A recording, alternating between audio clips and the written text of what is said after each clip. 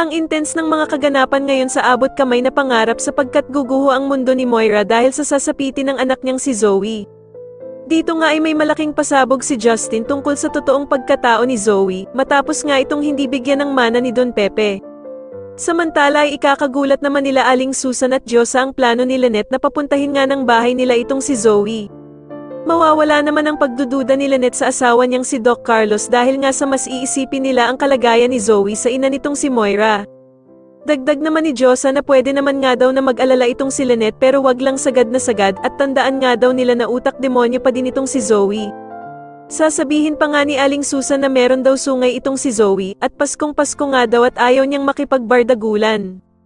Sa kabilang banda naman ay magaganap na nga ang pagpapatawag ng abogado ni Don Pepe ng meeting para sa kanyang last will and testament. Dito nga dahil sa masyado ng malala ang kalagayan ng kanilang lolo Pepe, ay ipapaliwanag nito sa kanila ang mga detalye at kung ano-ano ang ipapamana nito sa kanila. Samantala ay dadalo naman dito sila Doc Robert at Giselle kasama sila Justin, Annalyn, Zoe at Moira. Itatanong naman ng bruhang si Moira kung meron nga din ba daw mamanahin ang pinamigay na anak ni Giselle na si Justin. Dito nga ay mauunang sabihin ng abogado ang mga ipapamana kay Annalyn at ito nga ay mga lupain at 10 milyong piso. Ikakagulat naman ito ng sobra ni Moira at sasabihin nga nito na bakit daw pamamanahan si Annalyn samantalang anak lang naman daw ito sa labas.